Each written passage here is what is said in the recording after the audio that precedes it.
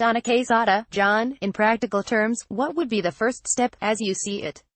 Jon Kabat-Zinn, well, I don't know. I don't want to be simplistic about it.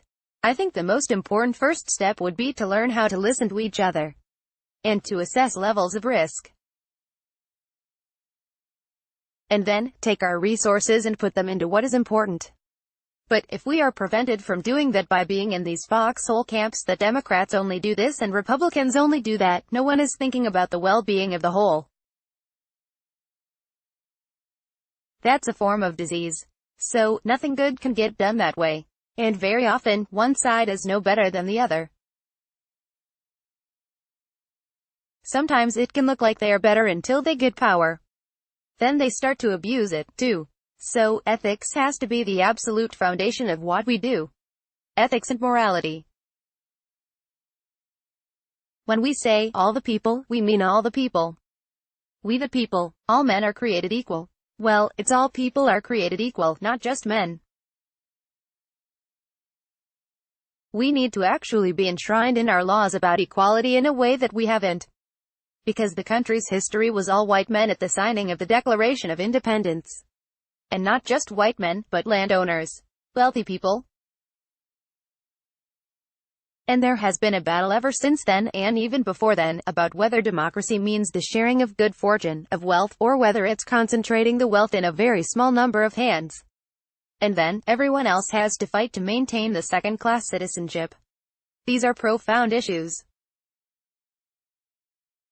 The body couldn't survive if the heart and lungs said, we are going to take all the blood, but the liver, we don't like the way you look, so you aren't going to get that much blood, in the form of money or oxygen. It's not going to do the liver much good. It doesn't have enough oxygen. Donna, are you hopeful that we are up to the task of turning things around, or have we reached the breaking point? Jon, I'm optimistic, but unfortunately, I think for us humans to be up to the task, often, we don't seem to galvanize ourselves until the proverbial stuff hits the proverbial fan, and by then, it may be too late. I'm optimistic in an infinite number of ways.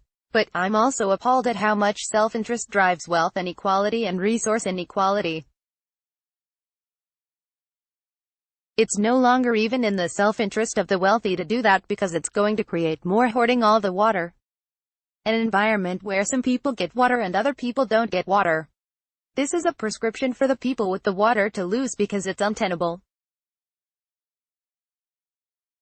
So, we need to have a more holistic, if you will, view of it. That's why I feel like, in some sense, what we have been learning in medicine in the past 40 years about the nature of the mind-body connection and healing, we need to apply that to the body politic. And aside from Brexit, which is an insane situation, it turns out that the Parliament in the UK has been training in mindfulness for years, members of the House of Lords and the House of Commons. Thousands of people have gone through a program. And they see the potential for reorganizing the country on the basis of these kinds of mindfulness principles and practices. But Brexit has thrown a ridiculous wrench into everything. And why is Brexit going on? Because there is so much pain from not recognizing who is losing, from globalization. Donna, what stops us from implementing mindfulness into our school system on a more general and widespread level? Jon, nothing. In fact, that is going on like crazy in the UK, in a beautiful way, and is being studied at the University of Oxford, which has its own mindfulness center. It's happening all over the place in the US, because teachers can't teach anymore, so they're desperate. Kids come to school and they aren't ready for the curriculum because sometimes they haven't even had breakfast, when they've experienced domestic violence of one kind or another, or people in their neighborhood being shot the night before. Then they are supposed to learn algebra of trigonometry. How does that relate to my life? And teachers are finding that when you teach kids to be more mindful, you are basically teaching them how to tune their instrument of learning. Because the instrument of learning is based on paying attention. And mindfulness is the awareness that comes from paying attention in a particular way. Non-judgmentally, in the present moment. You have to exercise that muscle, then you learn how to pay attention, and teachers don't have to yell at their class to pay attention. And then, when you start paying attention, the curriculum becomes very interesting. There are a lot of scientific papers about it. Not just in the UK, but in the US, coming out of the University of Wisconsin, which has a long-term contract with the Madison Public Schools. They've been implementing a kindness and mindfulness curriculum for years. 5- and 6-year-olds, 4-year-olds, studying the effects of this on downstream learning. Donna, would you be willing to share with us what has been your greatest challenge as an uplifter and teacher? Jon, my own shortcomings. Inadequacies, I guess. I can't think of anything else. I mean, I feel like the world is starving for this. I've never felt any impediments or challenges coming from it. There's medical school politics, but that's not a big deal. It's actually never been a factor. It's never been a factor, in terms of the arc of the last 40 years of development of MBSR. Medicine has welcomed it. I mean, the words medicine and meditation come from the same deep Indo-European root. So, it's not so weird to bring. Donna, medicine and meditate come from the same etymology. That's fascinating. Meaning? Jon, well, they both come from the Latin, which means to cure. But the deep European is med, which is to measure. So, you say, what does medicine or meditation have to do with measuring? The answer is, nothing, if you think of it as being the measurement of an external standard. Applying a standard to take the depth or the breadth of something. But this is referring to a more Platonic measure. That everything has its own, right, inward measure. So, medicine is the restoring of right inward measure, when it is disrupted. So, that's what medicine is. It's restoring natural balance or righting measure. What is meditation? It's the direct perception of right inward measure. That you are already okay, in some extremely profound way. Donna, I'm getting some strange usage of measure. I'm measuring up, in terms of my own conscious awareness. I'm here. I am.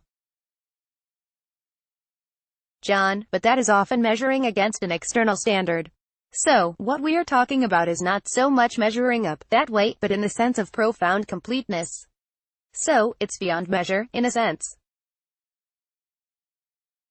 Health is beyond measure. It's immeasurable. Learning, no one knows how we learn. It's unmeasurable. Loving, of course, immeasurable. These are immeasurable. In fact, in Buddhism, there are meditation practices, all the 4 immeasurables. There's a cultivation of love and compassion and sympathetic joy and equanimity. Those are called the 4 immeasurables. Why? Because they bring benefits that are virtually so powerful that they are beyond the thinking minds to realize how profound. Donna, or even name it. Jon, how profound these are. Donna, you've been at this a long time. What gets you out of bed every morning? What gets you excited and inspired about your work? Jon, the effect that it's having in the world. The joy of working with colleagues around the world, who are deeply involved with this kind of work and paying it forward to people who have profoundly benefited from it. That is, its own sense, a joy, but that's not why I do it. I don't do it for the feedback of people coming up to me about how much I've changed their lives, and how much gratitude they express. That happens all the time, but that's not why I do it. I do it because it's a great adventure, and life is a great adventure, and I don't want to miss it. And I don't want to only see part of it. I want to see all of it. And that means learning how to get out of my own way. So, everything becomes meditation then. And it's not localized in a small-minded me. So, I'm a parent. I'm a grandparent. This is all part of my meditation practice. And I just love the world. Love life. Love humanity. Love the possibilities. And I'm not saying all that airy-fairy-like because all you have to do is open the newspaper and you see the levels of greed, hatred, delusion, ignorance that are driving things toxic. But, that said, what gets me up every morning is the beauty of life. Donna, I have to sneak this question in. As a teacher of mindfulness, do you get this a lot? You mean, I'm not supposed to think about my goals or be judgmental? What about discernment and the practical nature of setting up goals for life? How do you find that balance? John, first of all, it's all about discernment. It's just about not judging. And not judgmental doesn't mean we won't have judgments. We've got judgments galore. It's about not judging the judging, so to speak. Discernment is extremely important to cultivate. And that is the capacity to see differences. Not just black or white. 0, 1, good, bad. Sort of the whole entire spectrum of differences, and cultivate a certain kind of wisdom of how things are interconnected with each other. And therefore, have a certain degree of value. So, it's not discarding what I don't like and going towards what I like, but, in some sense, trying to find some common ground for it all. Donna, setting up personal goals and balancing that with this imperative to be present.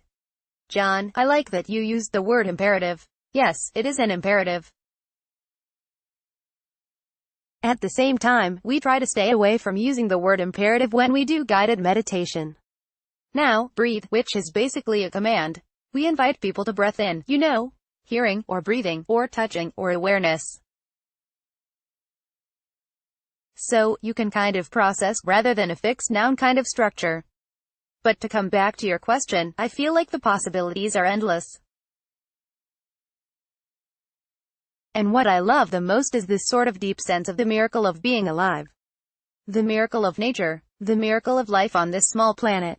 In the middle of unbelievably vast empty space. And yet the blood that flows through our veins, all of the molecules of iron that are at the center of every molecule and hemoglobin molecule. And iron is made in exploding supernova.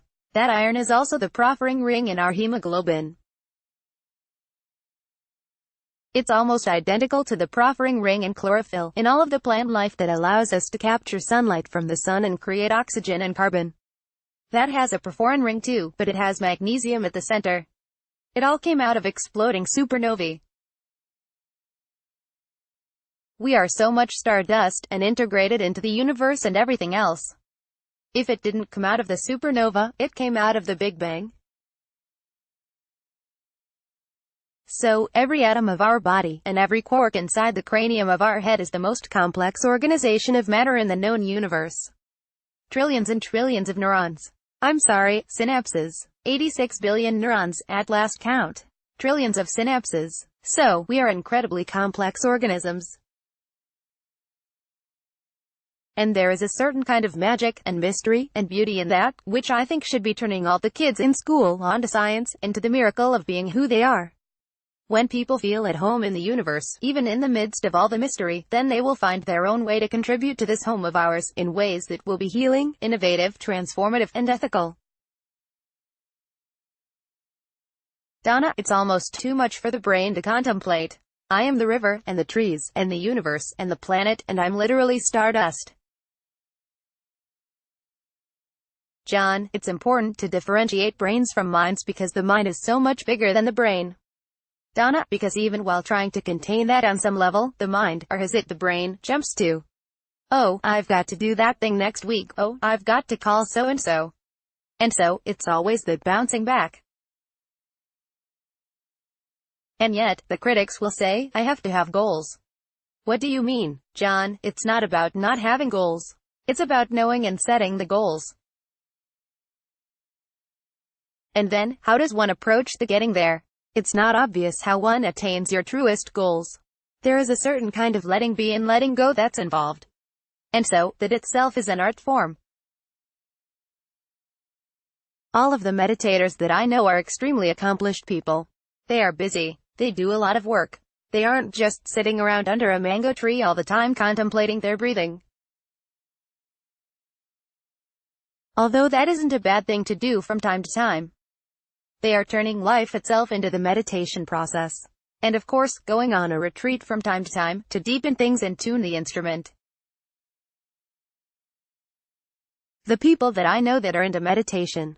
I know thousands upon thousands of them across the world. They are top performers in every field that they are in. They aren't lazy, sitting like a bump on a log. They are still listening, attending to the stream of it all. The mindfulness we are talking about doesn't take any time. It takes an orthogonal rotation of consciousness. So, rather than being on autopilot, as we talked about, you are really awake. The world is just as it's always been, except that you have more degrees of freedom and more dimensions to inhabit, to pull on, to act appropriately, and get the real work done in a way that causes the least harm to yourself and other people, and maximizes the benefit. And no one knows how to do that entirely, so the world needs all of us to find our own way, not to follow some guru or professional teacher. Do your work on stuff and then listen to what your heart is telling you. I love that, because then life itself becomes a big adventure, rather than a drag. Even the difficult, challenging part of the human condition, awareness, is really capable of holding it all. Not only healing, but liberating us from the toxicity. What's left is the beauty. Sometimes it's in the form of sadness, and sometimes in the form of transcendence, even in the face of sadness. Donna, that's a beautiful thought. Jon, thank you for saying that, but it's not a thought. It's actually a way of being in relation to all things. And it's cultivated. I have to express it in words, so it's not a thought, of course. But it's not a goal. It's a byproduct of being yourself. And so, it's available now. It's not like you move to the Himalayas and live in a cave, meditate for 30 years, then maybe you'll have that kind of insight or embodied experience. No, it's every single person that's listening right now. It's ours right now. We just have to learn how to get out of our own way. Then it takes care of itself. Donna, is there anything I didn't ask that I should have? Jon, probably, but I don't know what it is. I mean, yeah, we could talk about this stuff forever. I would say that one of the things that I'm most involved with nowadays is that we are trying to make sure that mindfulness doesn't get slotted as some kind of middle-class, white, privileged kind of navel-gazing. That it's just for rich white people, or something. This is way too profound for it to be put in any kind of box. We are acutely aware of how important it is to have people of color as mindfulness teachers. There are some and there are more, and it's growing. But this is one way where we are really working hard to change the world. And then, when mindfulness is taught by people from different cultures, and so forth, it really needs to be taught in a way that is coherent and consistent with the vernacular and the cultures that you are living in. So, it's not like it's some kind of imperialist or colonialist, Donna, something that is out of reach, Jon, and that can happen with these kinds of popular movements. In a certain way, the universal element of it is not understood deeply enough, so then it becomes particularized in forms. From the outside, they are either Asian, or white privileged, or this and that. The universality is missed, but mindfulness is common to all cultures. It's as much indigenous, Native American, or African. So, the forms of this might end up looking very different. But the essence of it is the same. We are talking about wakefulness. The human mind. The human heart. It's only embodied when it knows itself. And then, knows that there is no boundary to that. It's not like community is an afterthought. Donna, it's for everyone.